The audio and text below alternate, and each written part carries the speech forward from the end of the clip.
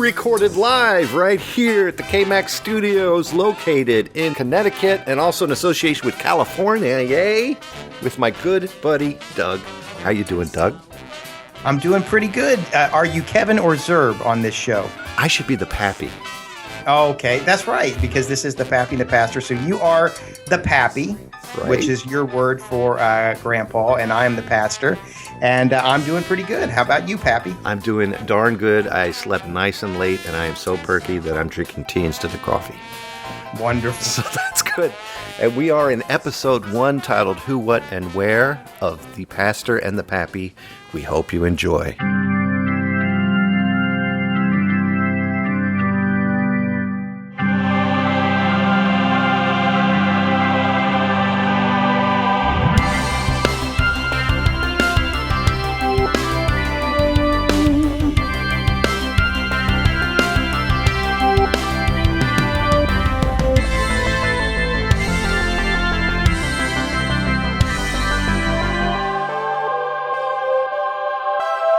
The Pastor and the Pappy. And what the show is about is basically we finished doing a show together called The Dumb Things I Did as a Kid, and we said, I would love to do a show with you again because you and I are very, very close friends. And it was actually your idea to come up with The Pastor, something with pastoral. Is that a word? It is now. I make up words all the time. So I guess I made it up. Yeah. Pastoral, which is actually what it should be, and we call them McCoyisms at our church, and the people are, they're used to me saying, I don't think this is a word. My computer says it's not, but I'm going to go with it anyway. Well, your pastoral words will come out, and I am going to be the Pappy, and it's basically our views on current events, current topics, pop culture events, pop culture topics, and the Days of Then topics. Today's show we decided to cover. We're talking about some current events and just some realities of life with a spiritual focus. Very true. So now we're going to go on and tell you a little bit about who, what, and where. I guess what folks really want to know is the spiritual side of my life. I think from my other podcast, they know a lot about the secular side of my life, my growing up in the 80s and being influenced by the media and the materials of the 80s. But as far as the spiritual side, which really is the bigger and more emphasized side of my life goes, well, I guess I've been a believer in God ever since I was born. I can't ever remember not believing in God. My faith was, instilled in me by my parents. My mom and grandma used to sing what I call the sweet songs of the faith to me. There are several hymns that they used to sing. One was called Something Beautiful, which really is kind of the theme song of my life, written by the Gaithers. Dad then came along when I was a little older and provided, more direction and said, not only is there a God that you can believe in, but there's also service to that God, participation with that God, some responsibilities, duties. So I became more of a committed believer through that. Eventually, I started to preach. I preached my first sermon when I was 14. They had a youth night at church. We had Sunday morning and Sunday night services. For those that aren't familiar with, the kind of Protestant evangelical way of doing church in the Midwest, you have Sunday morning, Sunday night, Wednesday night. So Sunday night, you often did different things. They had youth night, and I was the most attentive one, I guess. They picked me and said, you do a sermon. Dad wrote it for me, so I just delivered what he said. Next year, same thing, except this time I wrote the sermon, I just by myself.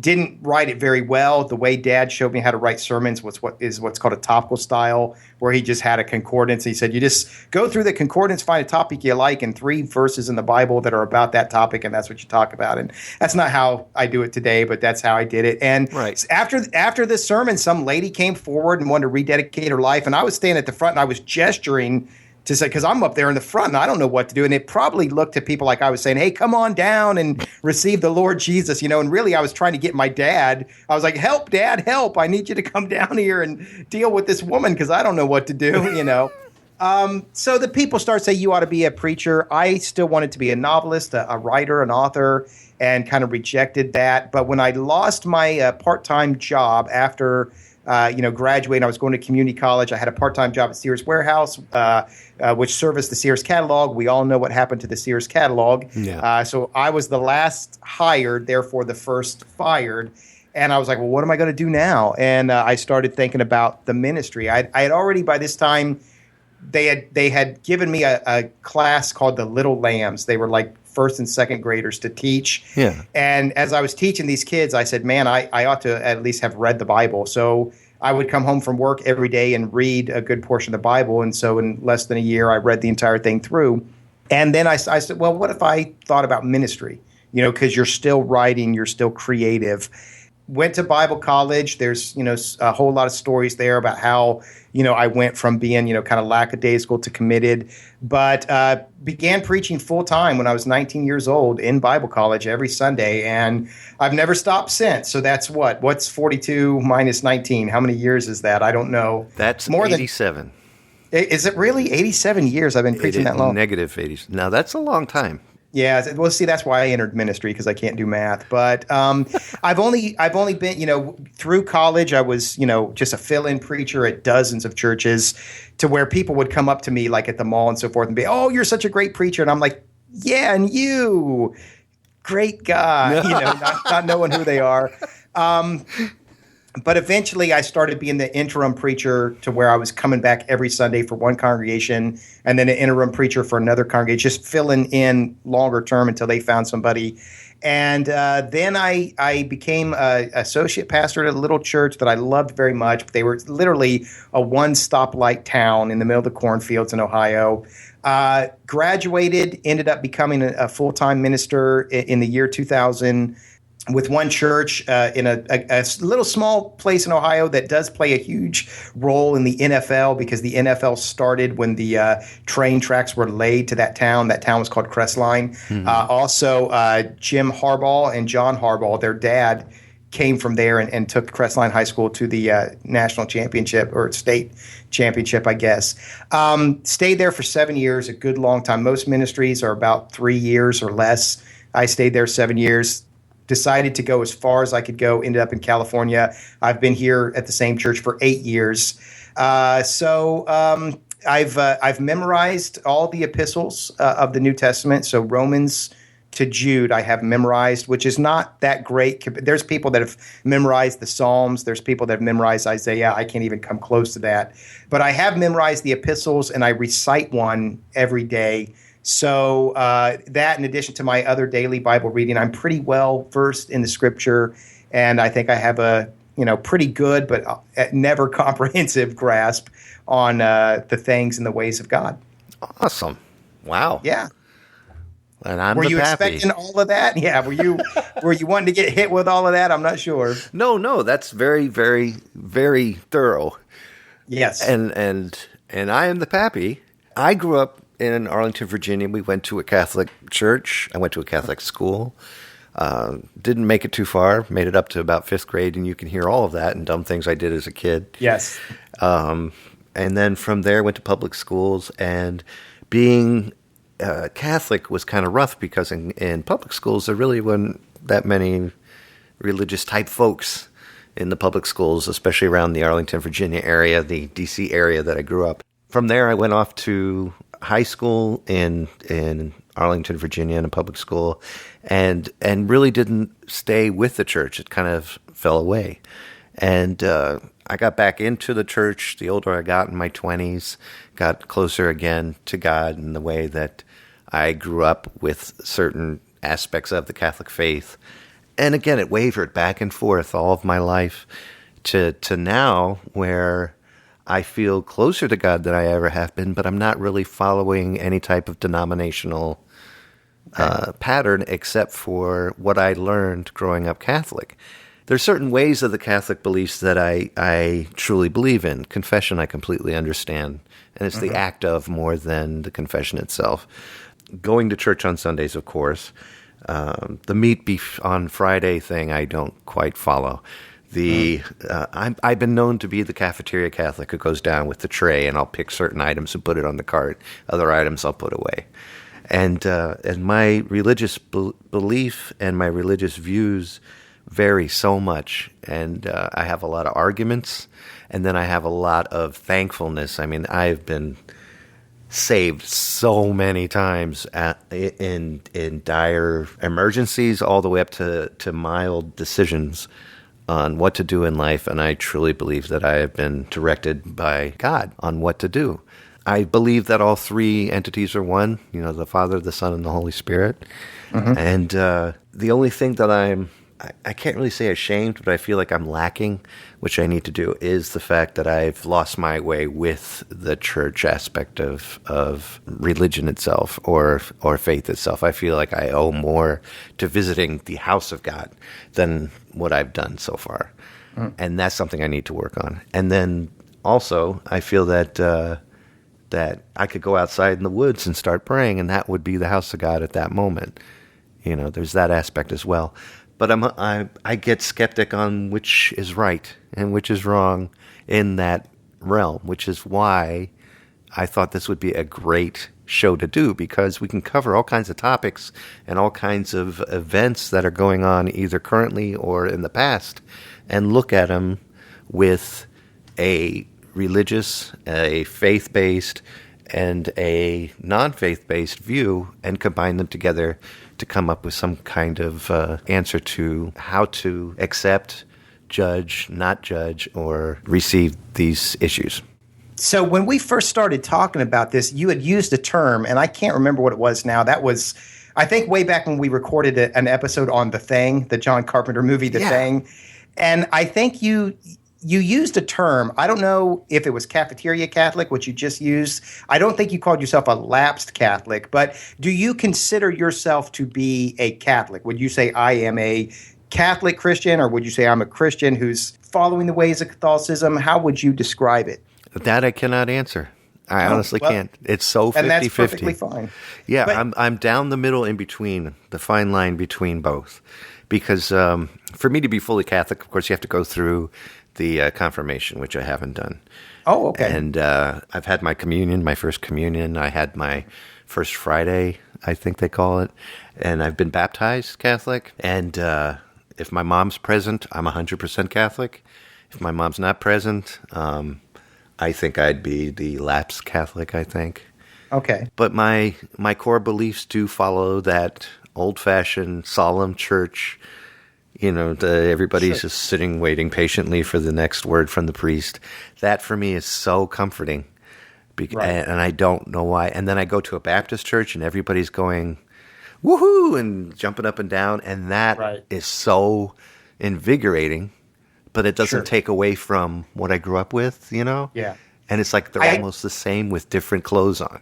I think that's what you told me when we talked about that, a couple of years ago, maybe even 3-4 years ago now, I can't remember. But you said, even if I disagree with the church on some ways that I find value or comfort or there's something attractive and something effective about the church for you. Exactly. So you bring that angle, which is largely alien to me. Now, I'm not like an anti-Catholic guy. Right. I'm not one of those guys that says, the Pope is the whore of Babylon or from Revelation, or whatever crazy stuff, people say.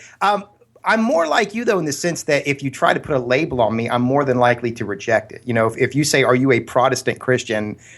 I'm going to say, well, if you have to call me something, that might be true, but I don't consider myself that. If you say, are you an evangelical? If you need a label, maybe, but I don't really consider myself. I merely consider myself a follower of Jesus. Now, once you choose that, you then, how do you follow Jesus? Yeah. And I like what you're saying when you're saying to follow Jesus in the quiet church with the ritual and stuff, that works for me. And I see that in the Baptist church with the hollering and the clapping, that works for them. And I really do believe that. I believe, the famous McCoy saying is that's why God made chocolate and vanilla. I don't really believe there's one way to, one only right way. I believe that the Lord wants us to be followers of Jesus, and how you follow Jesus is, up for compromise, up for haggling, Yeah. So, I understand that completely. the two different points of view, I think, are really going to be more of a help than a hindrance to us. Because, again, our core question is, how do we live? That's the core question of this podcast. How do we live as followers of Jesus in whatever context, whatever situation we're in, facing all the cultural things, the societal things that we face. And I think having our two perspectives is going to contribute to that discussion. Definitely. And please, if you are the ones who want to listen and then judge us immediately, the email is file13@whogivesacrap.com. Leave us alone. Please don't bother. We're just two guys trying to keep in touch with each other on what we find interesting to discuss. And since I respect Doug highly and love Doug highly because we are very close friends, and he loves me the same, and we don't judge each other on what we believe in at all. We really don't. It's very quite similar, but at the same time, we respect each other's differences if there is any, and we try to ask that you do the same. Please yeah. Don't. If anybody has a question, I'm more than happy to answer genuine, honest, sincere questions. If somebody wants to try to prove a point and expose me as a heretic, well, there's probably easier ways to do that than debating with me, and I'm not interested in debates anyway. So, yeah, you could really save your time. I'm not going to engage in that. If you got an honest question, I'll answer to the best of my ability and say, here's what I think based on scripture, tradition, et cetera, et cetera. But, I mean, I'm going to be honest and say, there's tons of stuff I'm certainly, inaccurate about, at least partially, if not completely. Inaccurate is my middle name. Yeah, so. I believe Jesus is the Son of God. I'm not going to compromise on that. But anything else, I'm kind of like, not Macbeth, Hamlet, where, there's more things in the world than dreamt of in your philosophy, Horatio. So I don't think I got the market cornered. I don't think you've got the market cornered. We're not here to debate points. We're here to just say, here's how I'm trying to live life as a follower of Christ right now. Amen. And there is a stop button. So remember that. If you don't like it, we love you. See you. But unsubscribe does exist. That's right. You can vote with your feet. We might vote in kind, Kick some rocks, though. But no, I'm kidding. I don't want to be that rude. We would like you to stay. And hey, you want to discuss a cultural artifact? I do want to discuss a culture. Now that we've set up ourselves in more ways than one, we've set up ourselves. Yeah. But now that we've set up ourselves in the show, let's do a cultural artifact. Let's go for it. And now it's time for the cultural artifact. What did you pick there, my buddy? Well, we skimmed. I'm a Kindle user.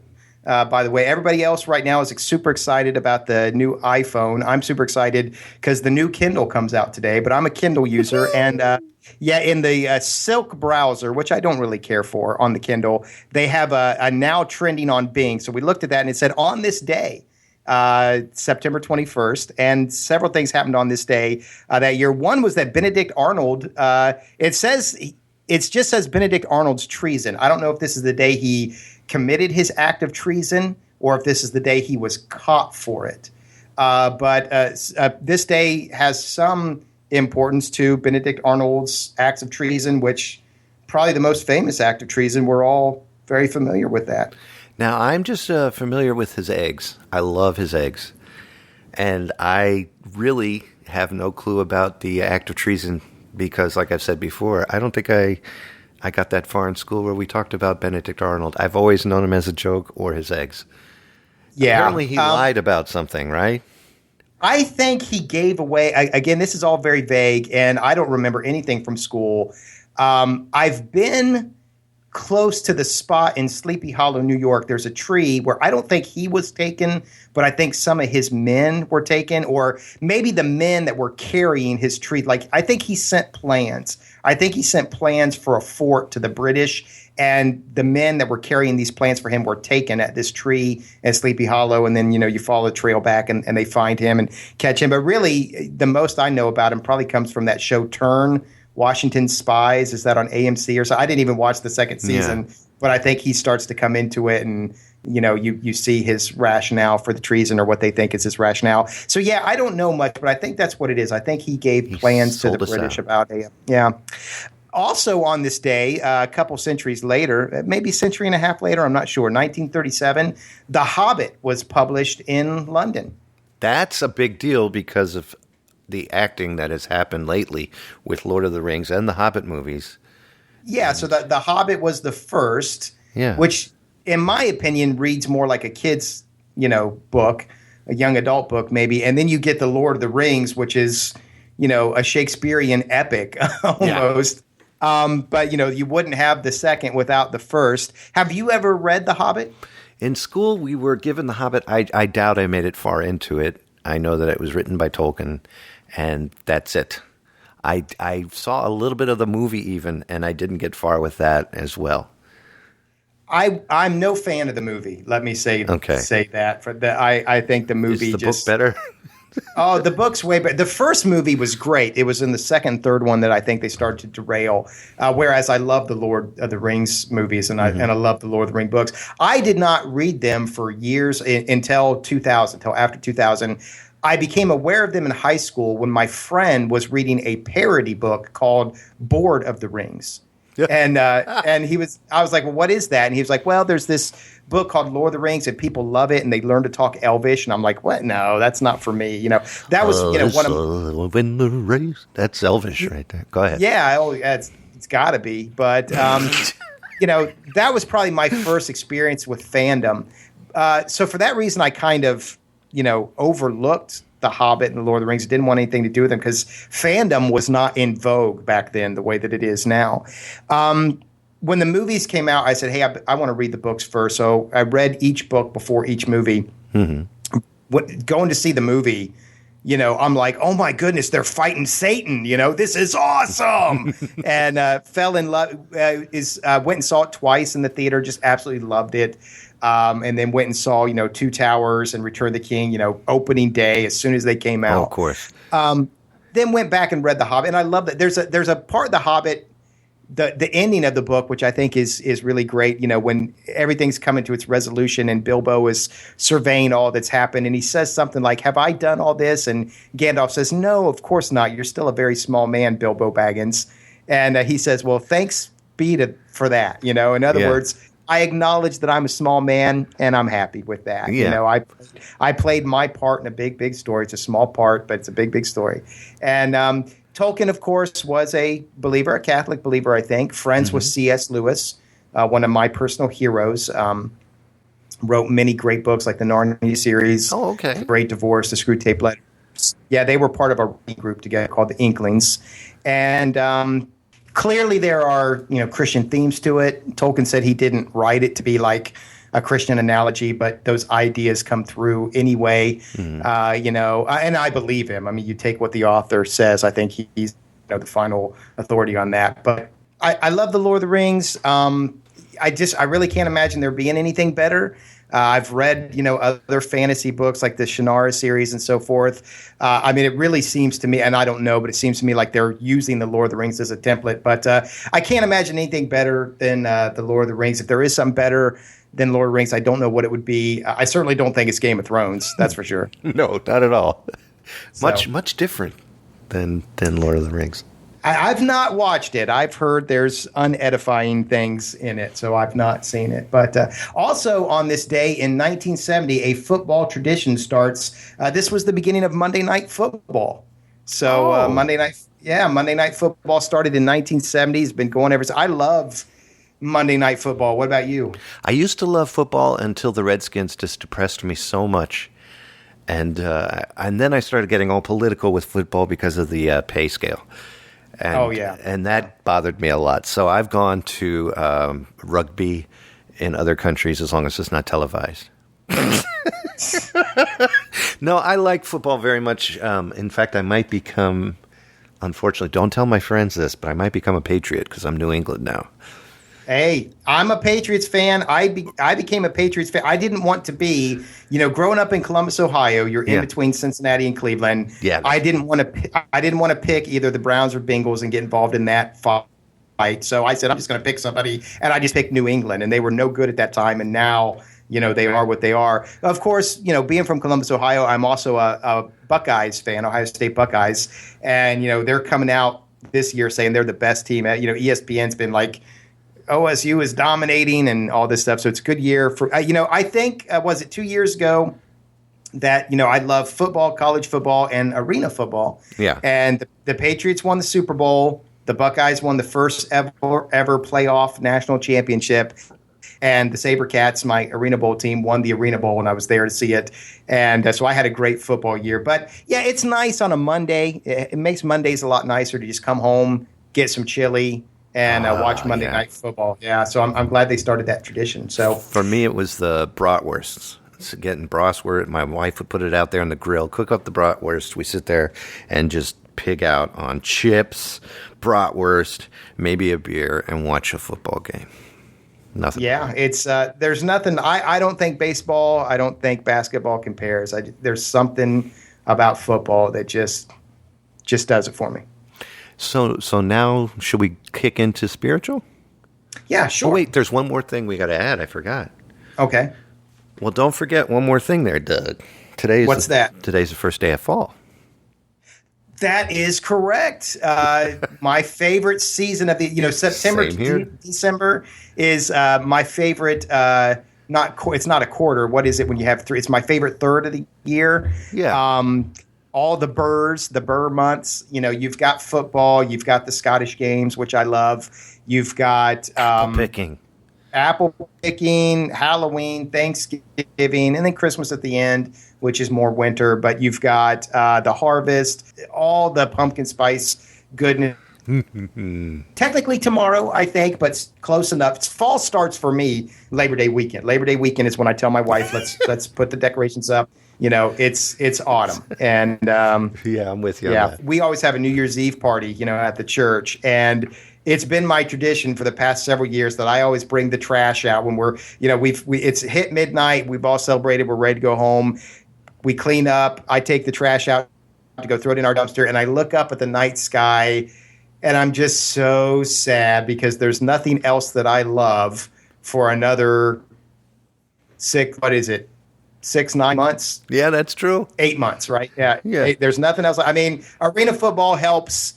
Easter is okay. 4th of July is okay. I love what they stand for, but nothing hits me emotionally like September to December. And when it's over, I just look at the night sky on New Year's Eve night, or I guess the early morning of the first day of the year, and I just say, there's nothing else I'm going to like for another 8 months. Yeah, for me, it's that harvest moon. Nothing like the harvest moon. As soon as I see that, it's on, baby.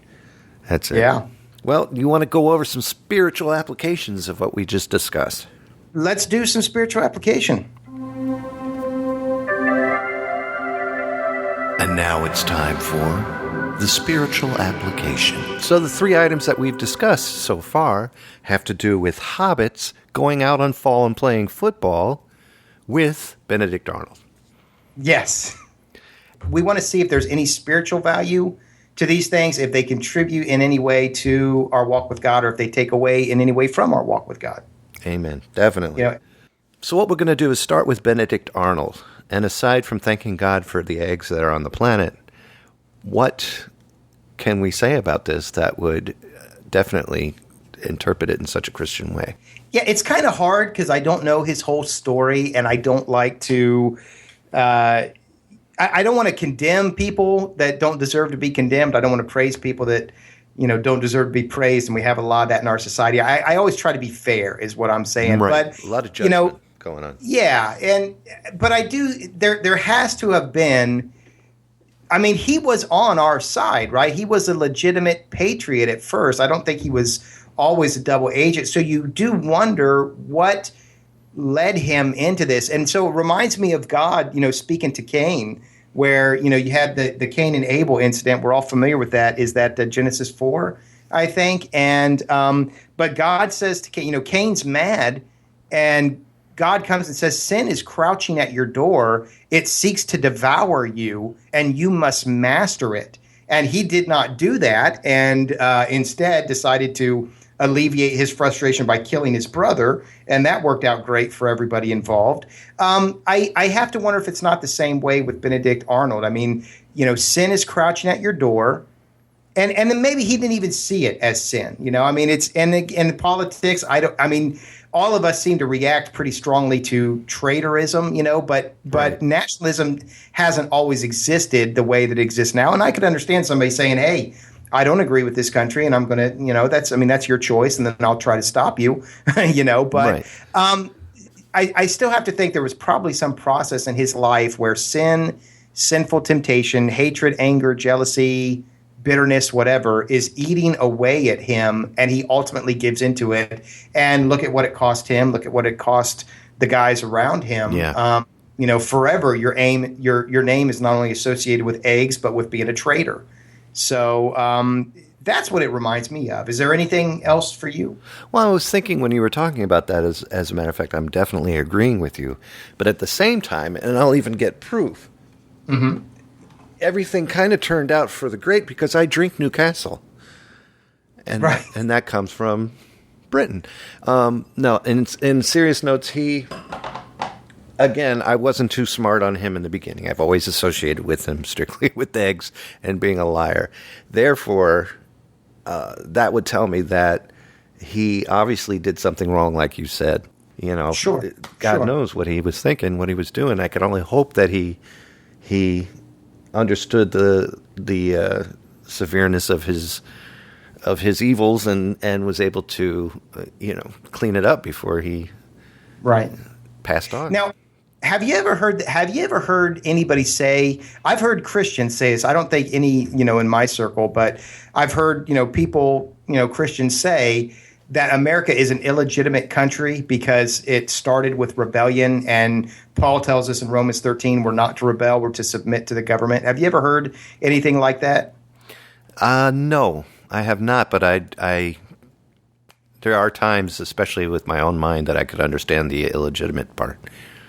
Yeah, I mean, civil disobedience is always a difficult, and we have examples of civil disobedience in the Bible. I mean, the apostles were civilly disobedient when they were told stop preaching Jesus' name, and they said no. So, all of these things my point in bringing that up is this: life is complex. Yes. And so, I mean, that's the whole reason for this podcast, to say here's the right and here's the wrong is not at all easy. And I watched a press conference today. I won't say what it was about, but I took a very different view from the people who were leading the press conference. And yet they started with a prayer, and they started praying the same thing I pray, which is your kingdom come, your will be done. I truly believe God wants to bring his kingdom to earth, that Jesus was trying to get us to submit to the will of God and bring the will of God to earth as it is in heaven. So these people were claiming that same thing, and yet they're on the exact opposite side of the fence as me. So it's very hard to look at this and say, America was absolutely right. I mean, I believe when America says we hold these truths to be self-evident, that all people are created equal and endowed by their Creator with certain inalienable rights, among these life, liberty, and pursuit of happiness. Here. Yes, amen to that. That's a shining star on the face of the planet. If that makes America wholly great, I don't know, but that's one great thing about America. So I'm not anti-American at all. I God bless the USA is me. But what if that was written today? How do you think that would have gone? Yeah, I'm not a big believer in our society today. I do believe the forefathers were superior to us in some ways. I'm not sure we would say that today, because it is clear that we don't believe it today. I mean, we point to racism, sexism, all these things we call, but it's very clear that people in our society on both sides of any issue hate and think less of the people on the other side of the issue. They do not have disagreements. They hate anybody who disagrees with them. When Phyllis Schlafly just died, I mean, I don't care what you think about her politics. There were people saying, "Oh, good, she's descended to hell where she belongs." That's tremendously terrible. Yeah, it's just juvenile and yeah, and stupid. So I don't believe people would say that today. I hope that we live up to it today, and I understand that we've had trouble living up to it. And God forgive us. Let's forgive each other. We've had trouble living up to it, but we're trying. I think that's a lot better than other countries that aren't even trying at all. Yeah. Still, though, all of these things are very complex. And so, did Benedict Arnold do the wrong thing? Did he make the wrong decision? I don't know. But I think the real where the real meat of this is, the real issue is what's in your heart. What is it that made you do what you did? You know, if you if you believe that, you know, socialism is the best economic policy. You know, there was a kid in one of my classes in college. I remember him saying theoretical socialism is the best government that there is. Okay, if you honestly believe that, that's one thing. If you believe that just because you want to see those rich fat cats get theirs, blah, blah, blah, blah, blah, and I hate those rich people. No, that's something completely different. So I look at Benedict Arnold, and my big question is, what is your motive? Not just what your action is. Maybe you thought your action was right, but what was your motive? Was it hatred? Was it jealousy? Was it envy? Or was it, this is what I think is right? You know, of course, we're going to think anybody who does anything against American interests is wrong. And that very, very well may be true. But my question is always, what's your motive? And I think behind ugly things, there's ugly motives. We need to have Benedict on the show. So he can we interview him? Can we get him in? That would be great, but I've been calling and nobody's answering. So about the second item that we discussed. You know, The Hobbit, as I said, I think clearly there are Christian themes, dozens of Christian themes, and you know, all of Tolkien's, you know, mythology from the Silmarillion to, you know, Return of the King, that speak to me. Man, I don't even know that I could identify all of them, other than to say, you know, when I you know what? Let me just do one. And I mentioned this in my sermon this Sunday. My favorite part of Lord of the Rings is in the third movie, where Theoden, the king of Rohan, has been trying to stay out of the great battle. There's a great battle between good and evil, darkness and light, Gondor versus Mordor, and he just doesn't want to get involved. So there comes that time where Gandalf gets Pippin, I think, to light the signal flares in Gondor, and all across the mountaintops, these lights go up, and finally Aragorn sees it, and he rushes into Theoden's hall, and he says, Gondor calls for aid. And there's just that moment where everybody's just looking at Theoden, you know, what is he going to do? And he says, and Rohan will answer. And so, you know, he finally, it's not easy. It's the hard thing to do. It's not what he wanted to do, but he finally did what was right to do. And he lost his life doing it. But then he says to, I forget the name of the Miranda Otto's character. Miranda Otto is going to be in Annabelle 2, by the way. Have you seen the trailer? Can't handle it. I know. But, you survived the Blair Witch, though. How was that? I did survive the Blair Witch. There was a moment in that terrified me beyond belief. I mean, I have never gone back to see the original because I'm so terrified of it. How'd they talk you into that? It's just my buddy, and now that I've had, you know, now that I got a 5-year-old, we don't get time. We used to go see movies all the time, and it was just spur of the moment. He was like, "Dude, Blair Witch, 7:20, let's do it." And I was like, "Okay," but so whoever Miranda Otto's character is, he says to her, "Now I will not be ashamed when I stand in the mighty company of my forefathers, because, you know, you convinced me to do what was right, even though it was hard."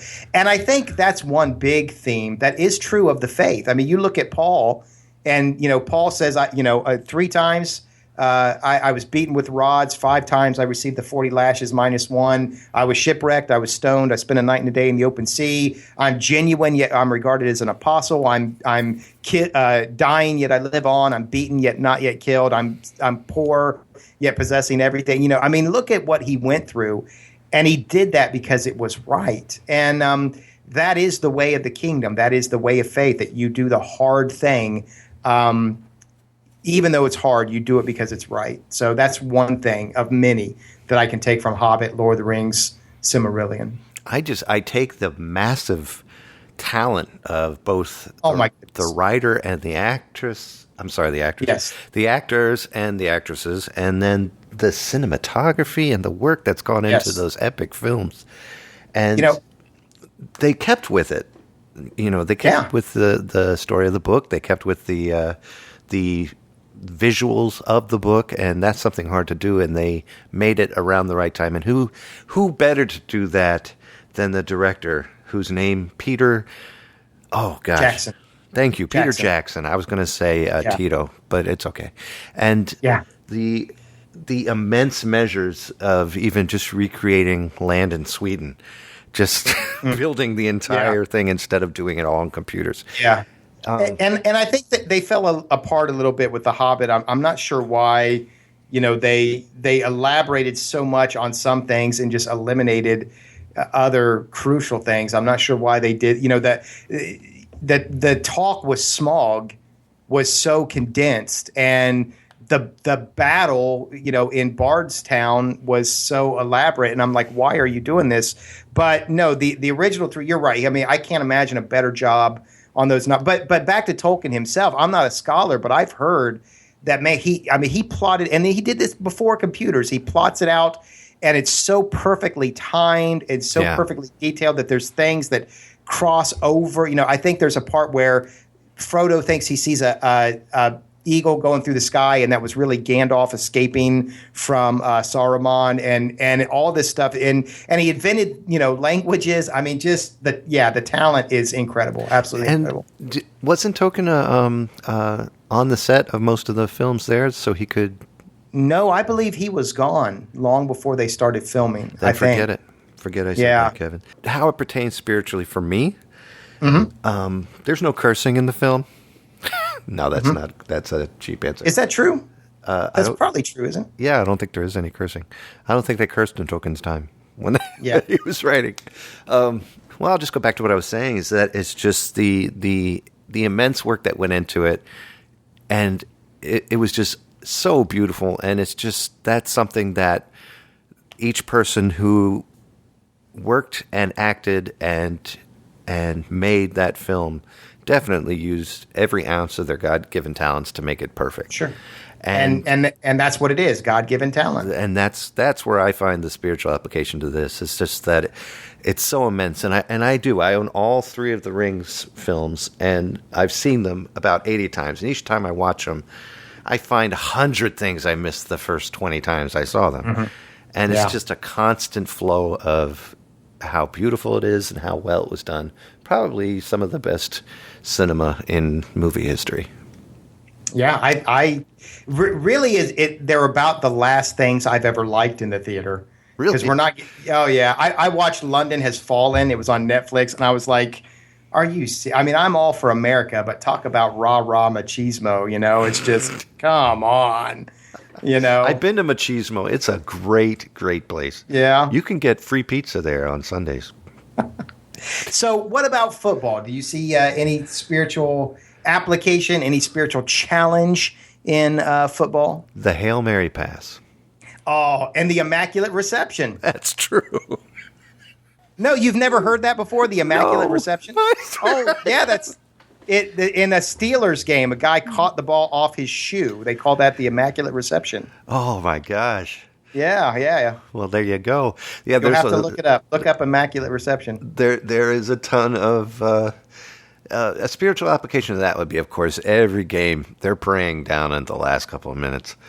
It's to me, it's the hoping prayers. I hope after that they just forget it all. And then the next game is like, God, remember me? I'm back. All right, we really need this touchdown. If I get this, I get another $3 million.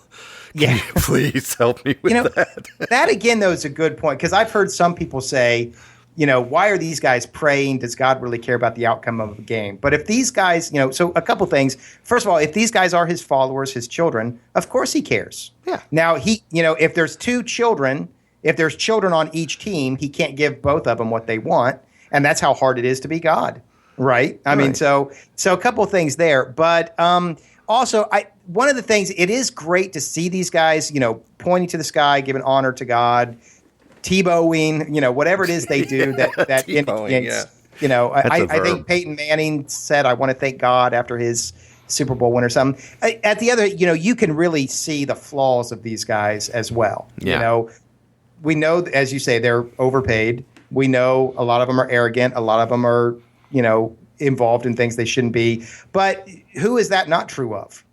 I mean, again, life is a complex thing. I genuinely love Jesus, but I'm also a genuine knucklehead at times, and treat my wife as she shouldn't be treated, treat my daughter as she shouldn't be treated, treat other people as they should be treated, that is the root of all sin. All sin is that it hurts somebody in some way, Yeah. even if you're not aware. Or yourself as well. Yeah. And yourself too. And you may not be aware of it, just like I wasn't aware for years that drinking Pepsi would cause my teeth to rot, but I'm very aware of it now. You may not be aware of it at the time, but it does that, So, I try not to point the finger. Again, I'm human too, and I'm like, oh, yes, I'm Christian, you are. But honestly, if you were on the big screen Jumbotron for 3 or 4 hours, how many flaws would we see in you? So I try to give these guys a little bit of a pass, and I just appreciate get it? fact. Yeah. Oh, but I'm bummed. Didn't catch that one.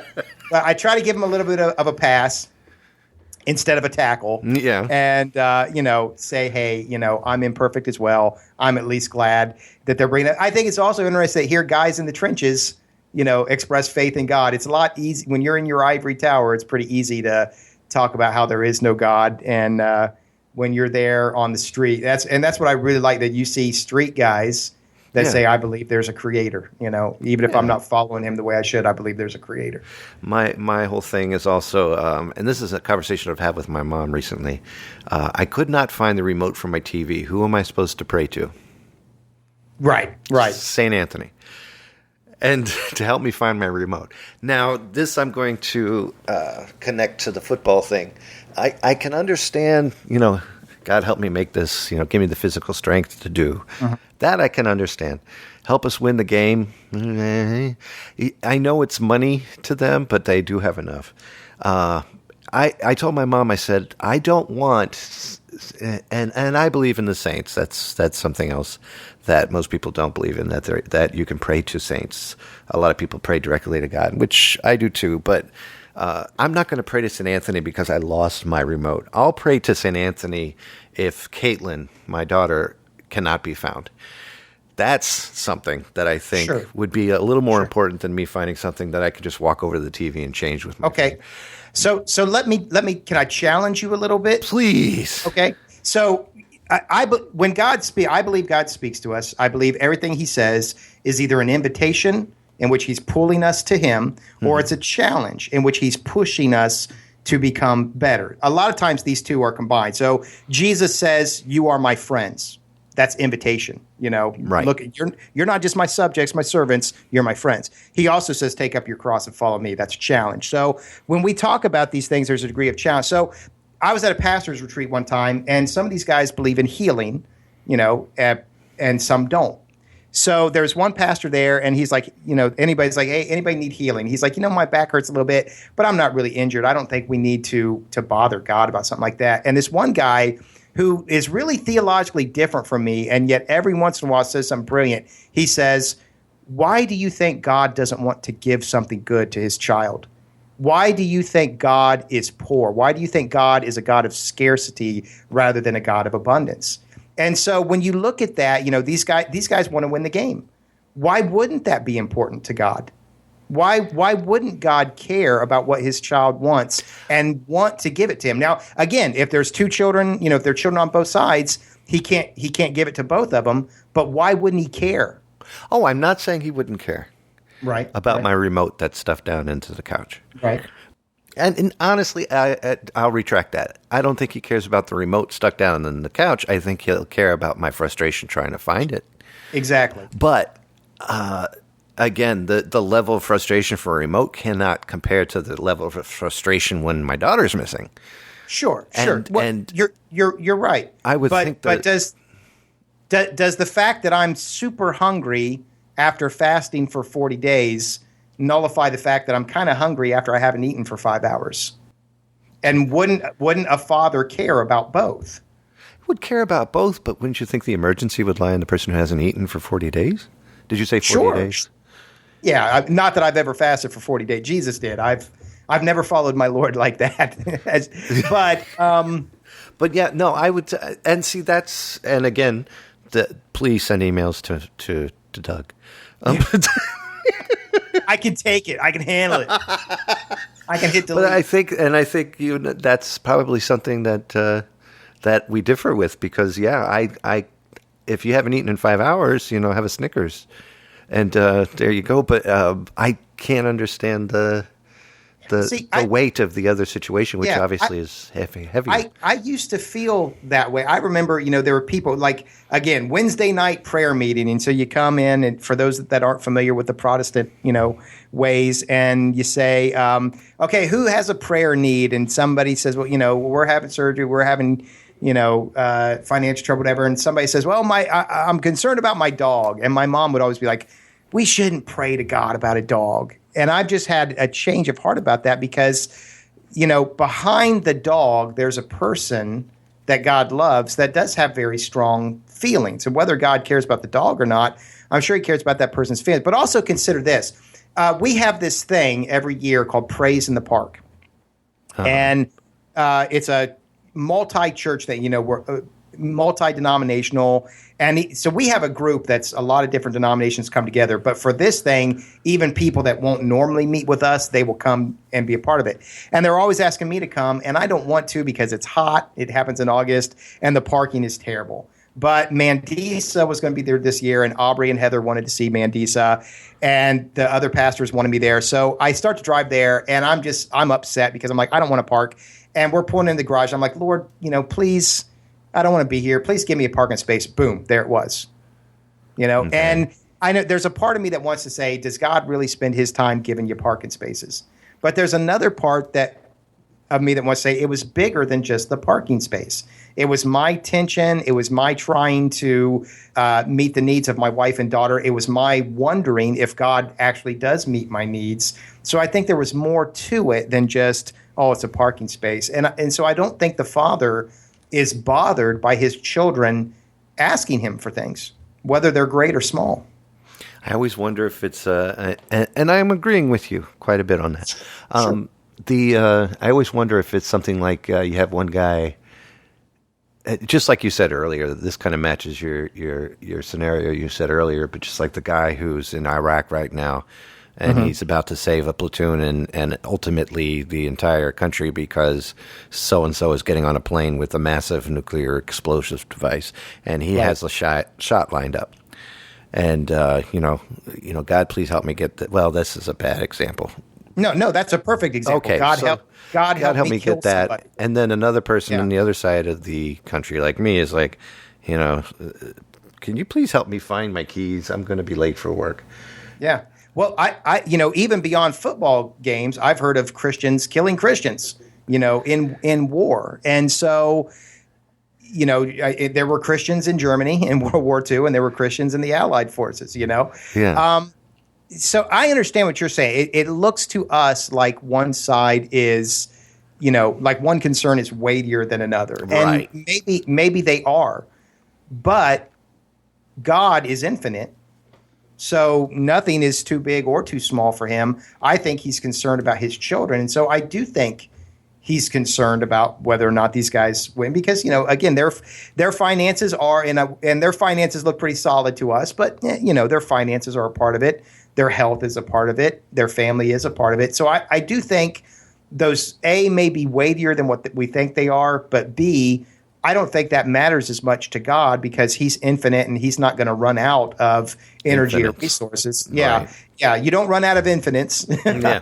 But I think it's, is this person, does God care about what they need? So interesting. Thank you. I kind of get that. I could get it better, but I kind of get that. And now, the moral of the show. Doug, I've summed it all up. Okay, I'm interested in hearing this because I'm beyond summation at this point. we have wandered near and far, and I knew I was supposed to summarize somehow, and I'm at a loss. So do it for me, please. Well, number one, don't lie. That's just the bottom thing. Don't lie. Don't try to cheat. Don't try to ruin something for either self-gain or gain of approval or that's what I learned from the Benedict Arnold. Just enjoy the eggs as they come. Yes. Don't try to make them sunny side up or scrambled. Get them the way you can. Be glad you had them in the first place. Number two, enjoy the talent of J.R. Tolkien. The man was a genius. Mm-hmm. And number three, every value is matched in the eyes of God. It's just a matter of making sure that whatever you're asking for is asked for through God, and it should be achieved the way that His will be done. I think that's a great moral. I think that's a great summation. And really, I don't have that much to add to it. I'm not really one of those pastors that needs to keep preaching, even though I sure do talk a lot. So, yeah, I want that on a billboard right there. Yes. There you go. Hey, there's some guys that are worse than me, let me tell you. But no, I think that is great. And, hey, we succeeded. We pulled spiritual lessons out of everyday situations, and that's what the walk with God is. Amen to that. And this is fun. I really, really enjoy doing this. Yeah, it's been great. And I learned a bit. And that's one thing I love about you, by the way. You've helped me quite a bit spiritually, trying to keep in line in times where I have fallen out. So I thank you for that, and I look forward to doing more of these shows because it's definitely going to help. Hey, well, thank you very much for saying that, and I look forward to doing some more as well, and hope that it's helpful in some way to anybody else out there. Definitely. And remember, you can email, just send emails to instrumentally@gmail.com for myself, and if you want to email Doug, you can reach him at scotsman129@gmail.com. And there you go. Guess what? It's time for you to pick tonight's closing hymn. Go for it, buddy. Yeah, so just like any good church service, we have a closing hymn, a final song. I don't know if it's really an invitation as much as it is a conclusion. But for our first episode, there is no better final hymn than Amazing Grace. Maybe not the most technically wonderful hymn that exists, but just about the best hymn that exists. So we're going to go with Amazing Grace, but we're going to do an Amazing Grace that is very close to my heart. I've already mentioned the Scottish Games. They happen every Labor Day weekend in Pleasanton, California. They're the largest Scottish Games outside of Scotland, and they're just down the street from me, and it's wonderful. And so I go every year. Doug's Scottish. Sorry. I am Scottish, of Scottish descent. If Douglas McCoy, you can't get much. No, you can't. I did go see a guy in the hospital one time whose name was Wallace Campbell. And I'm like, yeah, you're a little more Scottish than me. But Douglas McCoy is fully Scottish name. And so we go to the Scottish Games every year. It's one of the high points of the year for my family. And they always end by having all the pipers, all the bagpipe bands gather on the field. There was about 600, not 600 bands, but 600 pipers and drummers on the field for the closing ceremonies. And they always end with Amazing Grace. And again, where all those people stand with the Lord, how they're walking with the Lord or not walking with the Lord, I don't know. But the people hum it. The people cry. I cry. It is, again, C.S. Lewis would criticize the lyrics of Amazing Grace. They are very simple, but they're true and beautiful. So we're going to end the show tonight with the bagpipe Pleasanton Scottish Games version of Amazing Grace.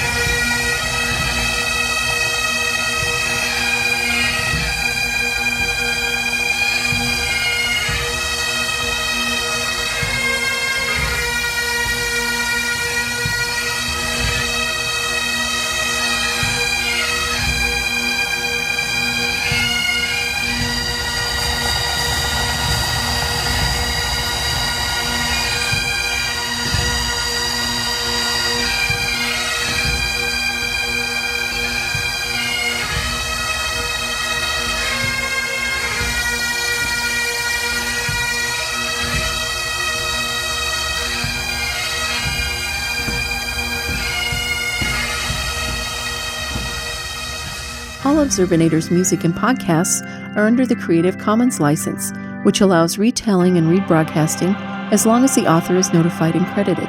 For more great escape pods, please visit www.zerbinator.wordpress.com.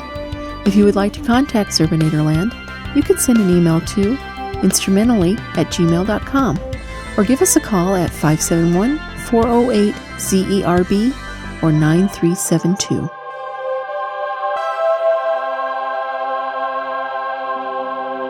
Hey, Doug, just go ahead and yap-a-dap. How you doing?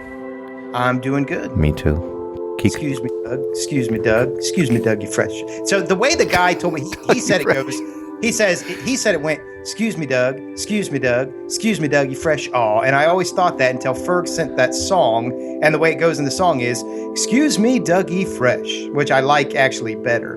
And then what does he say after that? Then Dougie Fresh comes in. Like they're acting like they're getting ready to go on a show. So Slick Rick, who sounds exactly like Humpty Hump from Digital Underground. I know what you mean. He sounds all the same. Yeah, exactly.